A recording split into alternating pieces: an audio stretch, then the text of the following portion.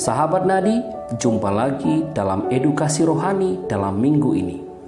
Tema pembahasan kita adalah sakramen dan sakramentali.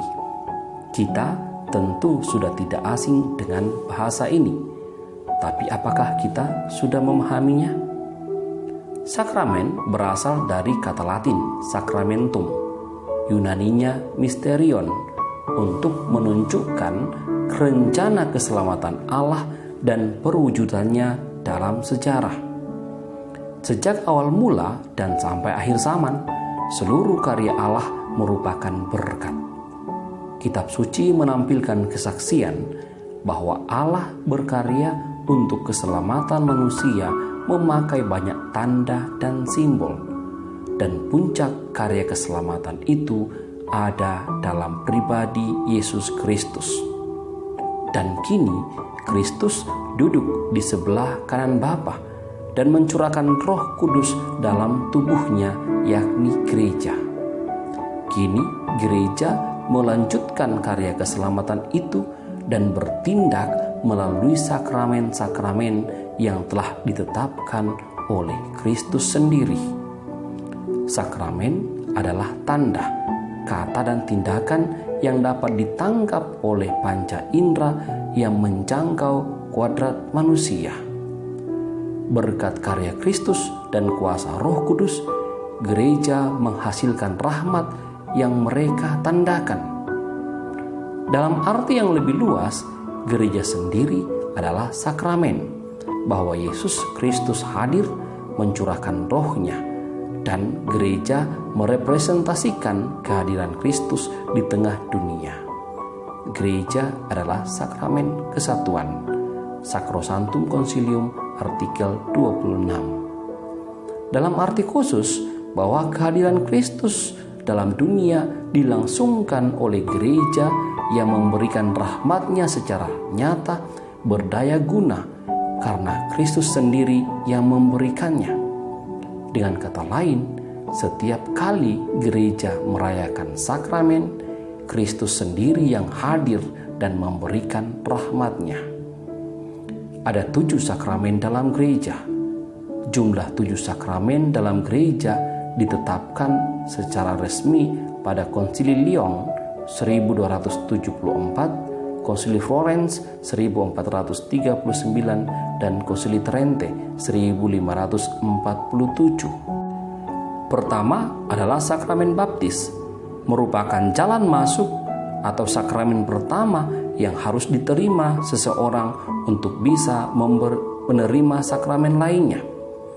Kedua, sakramen Ekaristi, yang juga sering disebut sebagai puncak dan pusat seluruh hidup Kristiani, Lumen Gentium artikel 11. Ketiga, sakramen Krisma, yang menguatkan orang beriman oleh Roh Kudus untuk menjadi saksi Kristus.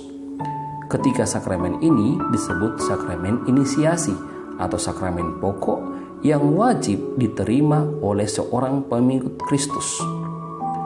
Keempat, sakramen tobat atau pengampunan atau rekonsiliasi, anugerah pengampunan dosa dan penambahan kembali dengan Allah.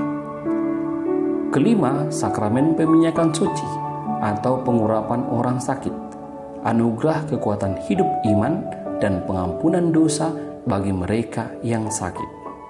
Keenam, sakramen tabisan, dan ketujuh, sakramen perkawinan. 2 sakramen akhir ini dipandang sebagai dimensi dan fungsi sosial gereja. Sakramentali merupakan tanda-tanda suci yang memiliki kemiripan dengan sakramen-sakramen. Sakramentali menandakan kurnia-kurnia terutama bersifat rohani yang diperoleh berkat doa permohonan gereja. Melalui sakramentali, hati manusia disiapkan untuk menerima buah utama sakramen-sakramen dan pelbagai situasi hidup disucikan. SC 60. Sebagai doa permohonan, gereja mengadakan sakramentali untuk menguduskan jabatan-jabatan gerejani tertentu, status hidup tertentu, aneka ragam keadaan hidup Kristen, serta penggunaan benda-benda yang bermanfaat bagi manusia. Sakramentali termasuk wewenang imamat semua orang yang dibaptis. Setiap orang yang dibaptis dipanggil untuk menjadi berkat dan untuk memberkati. Karena itulah kaum awam pun dapat melayani pemberkatan-pemberkatan tertentu.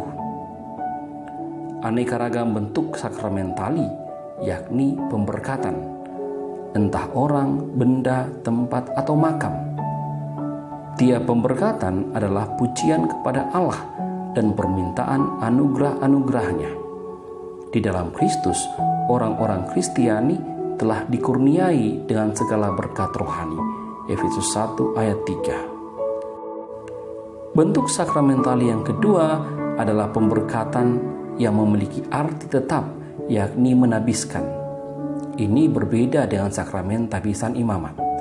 Menabiskan pribadi-pribadi untuk Allah dan menguduskan benda atau tempat untuk keperluan liturgi.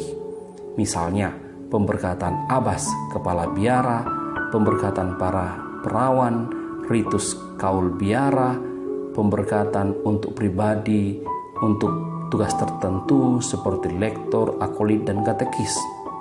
Sedangkan yang termasuk pemberkatan untuk benda-benda seperti pemberkatan gedung gereja, altar, minyak-minyak suci, pakaian liturgi, dan lonceng gereja. Ketiga adalah eksorsisme.